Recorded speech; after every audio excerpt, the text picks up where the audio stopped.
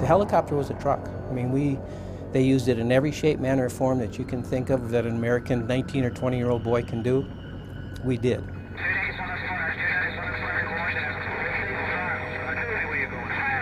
When you're in the heat of battle, the only thing you can do is that you want to do your best to extract, retrieve, help the other guy.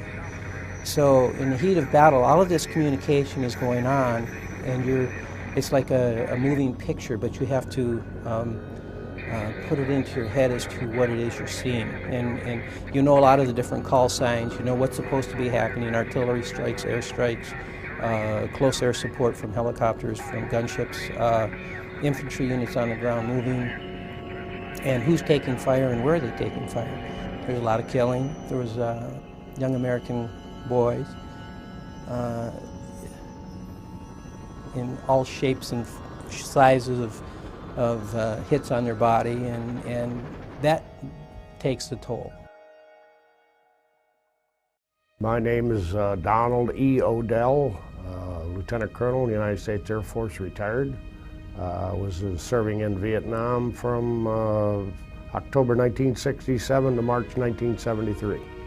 I was a prisoner a few days short of 5.5 years.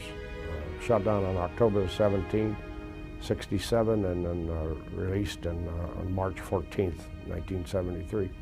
Yeah, when I was initially captured, I was taken to Hanoi and went to what we called the Hanoi Hilton, which was the Wallow prison from the days of the French. And the sole purpose of going there was torture interrogation. Well, I think the first thing you realize when you're in that kind of environment is it's going to be your fellow man.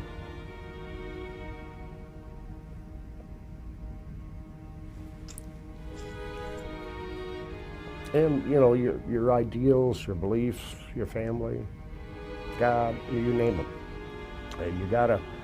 You gotta lean on somebody. Once in a blue moon, I'll have a dream, you know, where I'm in that camp. But it sure is a nice feeling when you wake up and you're not there. Back in the 60s, it was a young generation that hated war, and they hated war because they were afraid they were going to be called to do it. Had people turn around. I had one person look at me and spit toward my feet. And I said, I don't know what that was about. I was confused at the time. And then I came home and I met some of my friends, and they asked me where I'd been. I said, I was in Vietnam. The guy said, oh, you're one of those guys. He turned and walked away from me. And this was one of my best friends. We were told when we came off that if we came and went to the cities not to wear your uniform, because they suspected that we might get hassled.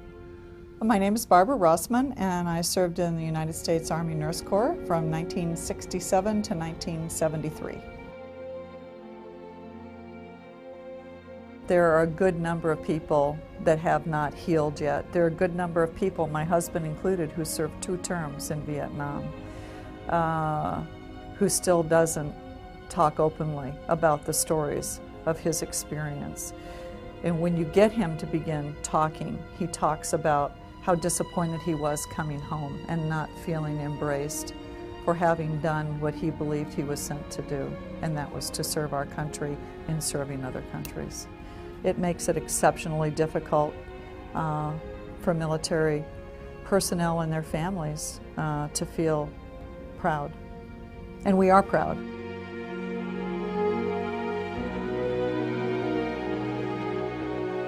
My first experience with the wall, as I got closer, it felt like it just came up out of the ground at me. I could just feel it calling me. Get tears in my eyes just thinking about it. It was a very moving experience. There are some guys on there that I know, and to touch that black granite was, you know, like seeing them one more time. So it was emotional. That is the only place that I can go that I know I'm going to cry as soon as I get there. Yeah, I mean it just grabs you. My first experience there I remember shaking really hard, and I was with my wife. And I just, a feeling that you couldn't describe. You felt cold and hot and everything all at once. And to see those names, because it goes with the wall and it's panel 40 West. And there's a whole group of our guys right there together. It wasn't a healing thing. It didn't heal me at all. It just took me back into a place where I didn't want to be. And today I can't walk up to the wall. There's 58,000 plus young GIs that were killed in Vietnam that people tend to forget. The real reality of war is the sadness that it causes afterwards. They're all heroes. They did what our government asked us to do. They were in the military and they served their country very well. They're all heroes. The biggest thing that I feel proud of is an email I got from my son a couple of years ago on Veterans Day. And he's telling me he's proud of me, and that means an awful lot. That's something no medal can replace. Dad, I just wanted to drop you a line on Veterans Day. After seeing what you had to go through as an American who cherishes his freedom and his family's freedom, I thank you. As your son, I just wanted to say that I've always been proud of my dad, but I am even more proud now.